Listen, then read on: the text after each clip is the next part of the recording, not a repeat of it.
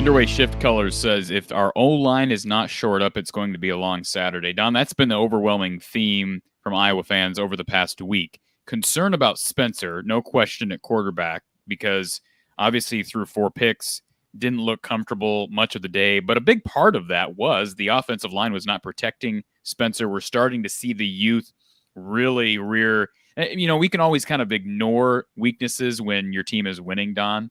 But as soon as you get a loss, man, all those weaknesses become bigger than life. And we're starting to see that with Nick DeYoung on the outside and even Mason Richmond at left tackle. How do they resolve this? I know that you can't get bigger, faster, stronger during the season. Well, one bright thing I could mention to you, the off week doesn't give you much opportunity to get bigger, faster, stronger. But here's the good news. And you just need to realize, Corey, in a normal game week, we only have about 165 hours to get ready for the next game. A lot of your time, it depends on how complicated the opponent's defensive schemes are. But in general, and some teams more so than others, you have to spend a certain amount of your practice time just being sure about assignments. Being sure that all 5 linemen know exactly who to block and exactly the combination of blockers that need to be able to account for different people in the defensive front. So that requires some of your time. So that's the beauty of the off week. The one thing I can guarantee you is last week, when they did practice, there was more time spent on fundamentals. So one thing I do think that happened a week ago, those young players that don't yet have fully ingrained fundamentals, those fundamentals had a chance to improve last week because that I'm sure was the emphasis last week, more so than assignments. And so with a little bit of luck, we'll see a definite improvement in terms of pass protection technique. And for that matter, maybe we'll be more effective in knocking people off the ball in the run game. So I'm sure they spent time concentrating on lower pad level in terms of run blocking and better pass protection technique as far as being able to give our quarterback the kind of time that he needs to make throws. I don't think Iowa ran the ball all that badly in the first half against Purdue. Now, they have this issue with gaining 8 yards and then losing 2 yards. It seems like over and over again at that practice. Is that zone related? Is it feast or famine, this scheme that Iowa runs? I mean, you're a former offensive coordinator. Why does Iowa have this issue? Well, it doesn't have to be that way, I think. I think if you want to, if Tyler wants to try to assume more responsibility for what's happening in the run game, you could argue that Tyler, if things don't look very, very clean at the point of attack, go ahead instead of buying time in the backfield and hoping to find a better opportunity a second or so later. That's where you end up with the -2 and the -1 or no game. Go ahead and just try to bore a hole into the defense that's in front of you and get what you can. Have your pads low and try to have on think of it this way, just adopt an attitude that you're at that moment you became a power runner. Your pads are down, you're going to get all you can. You're not going to worry about turning it into a 10-yard game, but just worried about straining for the extra yard so that instead of picking up 1, you're able to pick up 2 or 3. That sort of mindset maybe would help a little bit, I guess. Like to believe we just are cleaner with our blocking at the point of attack, and we have a bigger crease, a better crease in our running lanes. But the bottom line is that the guys up front need to make a commitment to keep their pads down and to drive their legs and to do a better job of getting a surge on up. That's where it all starts, is being able to knock them off the ball to the point that you can get 4 yards, not every time, but almost every time. And that's not going to be easy to do against a really stout Wisconsin defense, but we've got to do a better job. I think we have to share that responsibility. The O-line has to do their part, and the backs have to do a good job of making them look good. And that's just all about finding ways to make that first tackler miss or run through that first tackler and at least require the next guy to get you on the ground rather than the first one. Ed says Wisconsin has to pass against Iowa. That's a positive. I don't know what he means exactly by that's a positive. I will say this. It is a positive for Iowa in that Mertz has struggled. I don't know the last time I've seen a game, Don, where a team has won and in such a convincing fashion, throwing the ball 8 times. Right. I mean, that's insane. I was going to ask Ed if he saw the Wisconsin Purdue game because, as you know, Wisconsin threw 8 passes. So I don't think we should assume that Wisconsin will have to pass against Iowa. We have to make them need to throw the ball more because they'll be more than comfortable running the ball if we'll allow them to do it. So that's going to be a challenge for us. It's to slow down the running game because those backs are good backs, and of course they pride themselves on the run blocking. And let's not forget, in the past there have been times when Wisconsin very effectively ran the ball against Iowa, and it's a little bit wishful to think that that's not going to be the case this Saturday. We're going to have to make a real concerted effort to slow down that running game because that's where it all starts. Think of it this way, Corey. We talked last week about failing to make Purdue play left-handed. Well, Wisconsin will be different than Purdue. Wisconsin will be more than happy to run the ball. So the challenge this week in making them play left-handed is to force them to throw the ball more than what they'd like. Absolutely. We have to find a way to get that done. And it all starts with being effective on first and second down, put them into third and long rather than allowing them to be in third and medium or third and short. Don, I'll be honest, I missed a good portion of that game, and I'll be watching it back here as the week continues. Didn't get a chance to watch it today. But Wisconsin turned the ball over how many times? Twice. No? But they actually fumbled 5 times, but only lost 2. Yeah, so they are prone to fumbles, and Mertz got rocked in that first half on a play that ended up being a fumble. I believe was that the play where Karlaftis scooped and scored. So I'm not sure. I think so. So a couple things there, Don. Wisconsin scored 30, and they ran the ball well. Here's what I will say: there were a couple chunk plays, if I recall, at least 140-some yard run, a 70-yard run. So they ran the ball. Their rushing numbers were impressive, but again, as far as their rushing numbers or their rushing averages, they were inflated by those exceptions. And then again, as far as their passing game is concerned, Purdue kind of kept themselves in that game. I believe it was 13-13 at halftime, in large part because of that sack that scoop and score by Karlaftis. Yeah, you're right. Actually, the game was 13-13 through the middle of the third quarter, and that's when the 70-yard run popped up. And just a couple of plays later was the really outstanding run where he should have been tackled in the backfield by Malusi, the other back. Yeah. So they're both good backs. As the freshman gains experience, I think it'll be a better blend. I think Malusi had 27 carries. The freshman, I believe, only had 12 very productive carries. I would bet against us, and for the rest of the season, you'll see the freshmen end up with a little higher percentage of carries. Maybe at some point, of course, he might even overtake Malusi in terms of who carries the ball the most. But they've got a really good 1-2 punch at running back, and we've got to be able to slow those guys down and force them into thinking they have to throw the ball more than what they'd like. Underway Shift Color says another area, and of course he's referring to Iowa versus Wisconsin. Another area is D-line. Must get the quarterback, Graham Mertz, uneasy in the pocket. He is prone to mistakes if this happens. Absolutely, Don. He is very... Yeah, one thing that's really amazing with Wisconsin, it ties directly into Mertz.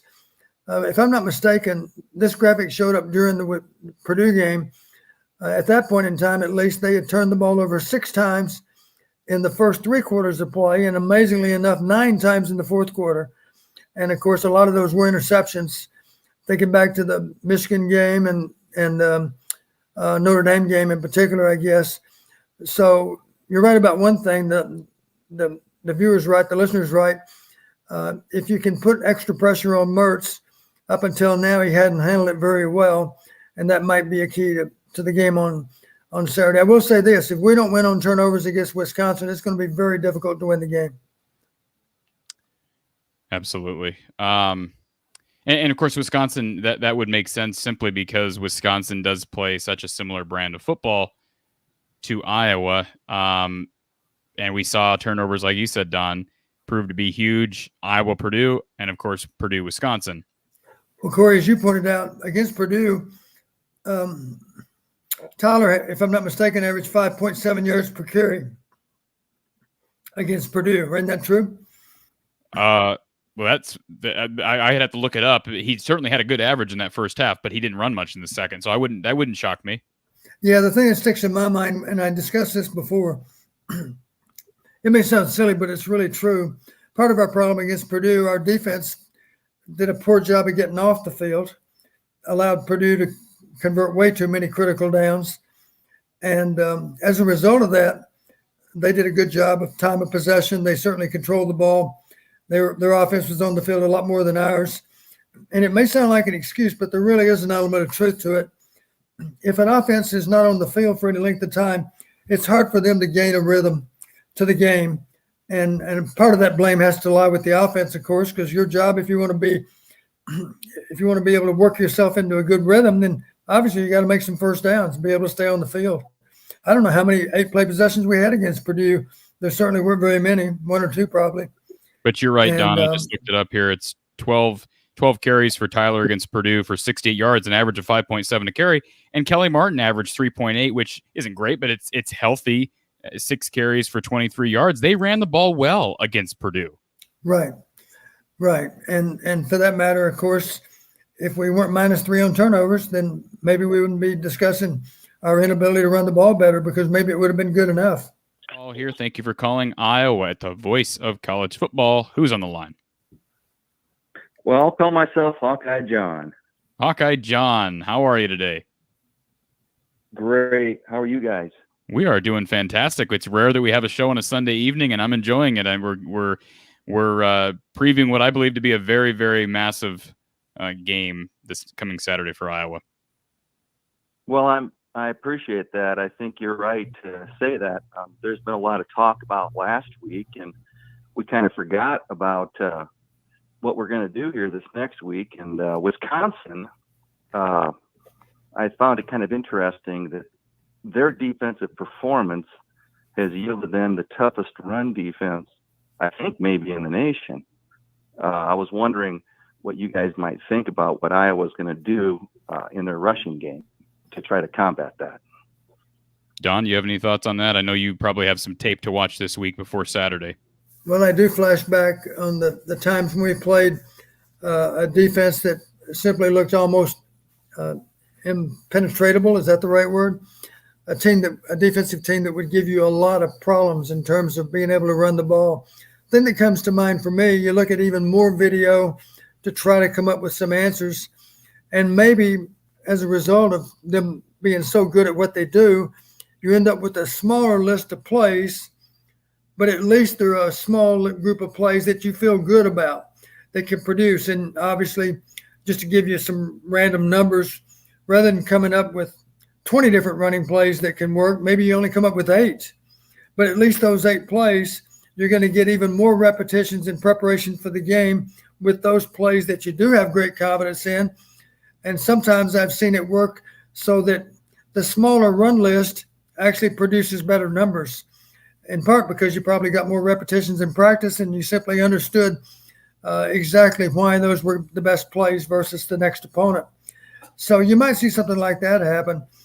So the beauty of having to use your imagination to come up with any kind of playlist at all for a game, it simply means you put more thought into those fewer plays that you got ready to go for the game. And as a result of that extra thought, maybe the plays you're putting on the field actually have a better chance for success, if only because of the X's and O's. I hope that makes sense to you. But rather than have 25 different runs, none of which you got a lot of work on because there's not enough time to get them all prepared well, you got a smaller list that you prepared better. And oftentimes that does produce better results. Well, especially with this line that's inexperienced, and maybe they just need to focus on a few plays that makes it work. And that makes a total sense to me. I guess I would like to flip it to the other side of the ball. And I found it very interesting that Wisconsin ran the ball on a Purdue team that had a defensive end that I thought was stellar last week and awesome. I mean, those guys yielded, I think, 2 100-yard rushers in Wisconsin. So I'm really concerned about the running on both sides of the ball coming up this week. And I just wonder if 2 weeks of preparation. Obviously, our coaches are not stupid. They know what's coming. My goodness, we've got ourselves a slobber knocker coming here. Well, we haven't given up many yards to opposing running backs all season, Don. Am I correct in saying that? I mean, I'm trying to think back. There really hasn't been any team that's been able to take advantage of Iowa's linebackers and the D-line. Yeah, no one's really sliced us and diced us in the running game. I will say this, my impressions in watching Purdue, most of those yards happened between the tackles. They were plays up the gut, if you will. And, of course, they sometimes turned into a big gainer, but it all started with them clearing the line of scrimmage through the A gap or the B gap, through the center guard gap or the guard tackle gap so much of the time. So, you got to realize Wisconsin just committed to being able to do that. They'd like to think they're going to be able to 4-yard you to death. And if they gain 4 yards, of course, on first and second down, it means they're going to convert on third down. And sometimes, of course, those plays that are run up the middle sometimes turn into explosive plays because the backs are good enough to maybe make a guy miss in the open field. And at that point, the race is on. The other thing I wanted to hopefully have you comment on was I found it interesting that the Purdue team that came into that game was one of the worst turnover takeaway teams in the nation. They turned around and managed to get a bunch of turnovers against Iowa, turned the script, so to speak. And it was interesting. I found in Wisconsin stats, Wisconsin essentially did the same thing. They got 5 turnovers in that game. So they're rolling. So it's interesting. I think this game is a hell of a game coming up. John, right? I'm not forgetting your name, right? Yeah. John, yep. One thing I will say about the turnovers, and I don't want to say it's just an outlier, but I'm sure you'd agree, Don, those turnovers against Iowa. I mean, I think back to the first interception for Spencer Petras. That was not forced by Purdue. That was just a really high throw. It was high and hot from Spencer and deflected right into the arms of a Purdue player. And then a couple of the late interceptions were just garbage time picks where Spencer's forcing the ball. I'm not saying you don't give any credit to Purdue, but those are really unforced errors.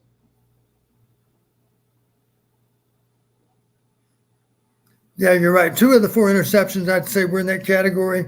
Bonehead plays on our part, high throw for the first interception. Then you remember the comeback that was thrown down on the goal line. Yeah. Dumb route. It's a dumb play call. Crazy to throw the ball late outside down toward the goal line because the corner simply has nowhere else to go. There's no more field to defend. So, yeah, he's going to contest a comeback that's thrown near the goal line and not just contest it, but in his case, of course, he intercepted.